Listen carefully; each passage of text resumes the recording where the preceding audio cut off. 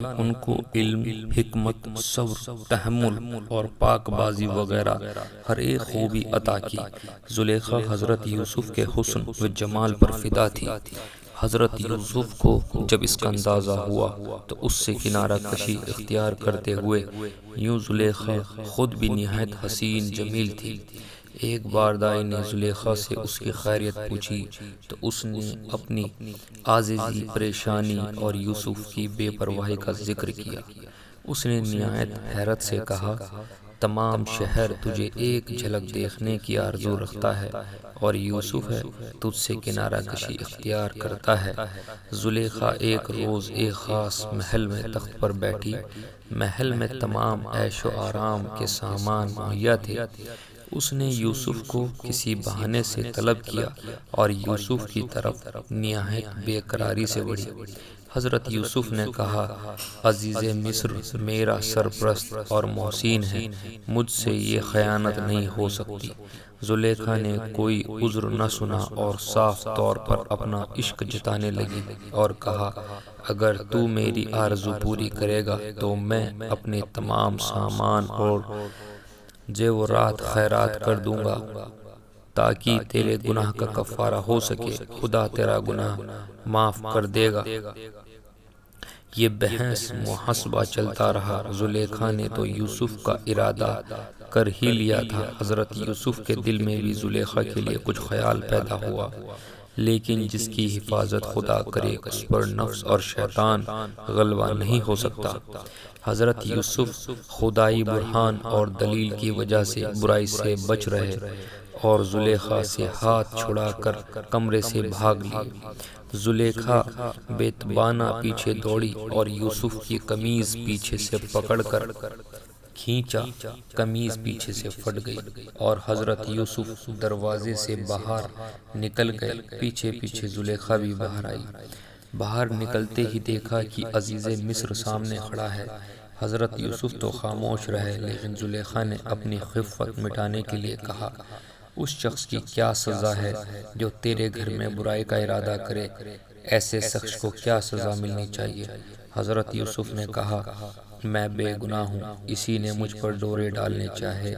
اس موقع پر خدا کا خاص کرم ہوا۔ ایک بچے نے حضرت یوسف کی سچائی اور پاک بازی کی گواہی دی۔ اس بچے نے کہا، حضرت یوسف نے کہا میں بے گناہ ہوں، اسی نے مجھ پر ڈورے ڈالنے چاہے۔ اس موقع پر خدا کا خاص کرم ہوا۔ اس بچے نے حضرت یوسف کی سچائی اور پاک بازی کی گواہی دی۔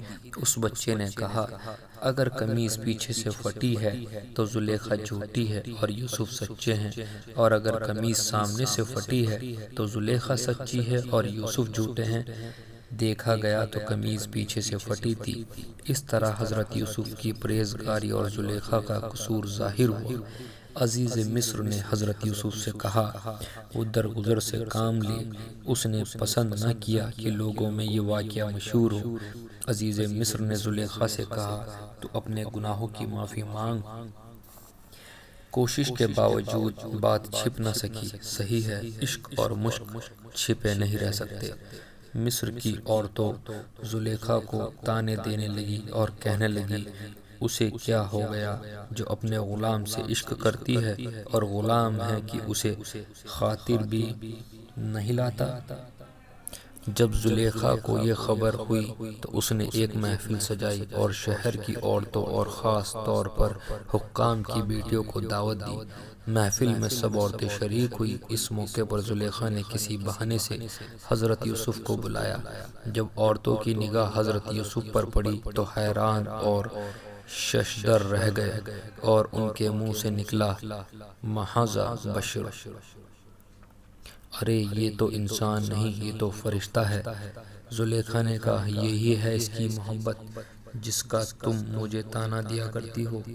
زلیخا نے کہا، ہم نے اس پر ڈورے ڈالے تھے اور اگر میری بات نہ مانے گا تو لازماً قید میں پڑے گا۔ ساری عورتیں اپنے گھروں کو واپس ہو گئی مگر دو عورتیں جو بڑی چرچ زبان تھی رکی رہی۔ ان کا ارادہ تھا کہ یوسف کو راہ پر لا کر رہیں گی۔ انہیں زبانی اور میٹھی باتوں پر بڑا بھروسہ تھا۔ وہ اس بات کو نہیں جانتی تھی کہ یوسف وہ پاک باز شہباز ہے جو ہوا اور ہوس کے جال میں نہیں پھنس سکتا۔ ایک نے جا کر یوسف سے کہا، تو زلیخا کی بات کیوں نہیں مانتا؟ تو اگر آفتاب ہے تو وہ کسی چاند سے کم نہیں۔ تیری بھلائی اسی میں ہے کہ زلیخا کو نا امید نہ کر۔ حضرت یوسف نے کچھ ایسی نصیحت فرمائی کہ وہ عورت حیران اور خاموش ہو کر واپس آ گئی۔ اس کے بعد دوسری عورت نے جا کر حضرت یوسف سے کہا، اگر تو نے زلیخا کی آرزو پوری نہ کی اور اپنی ہٹ پر قائم رہا تو جلد ہی قید خانے میں ڈال دیا جائے گا۔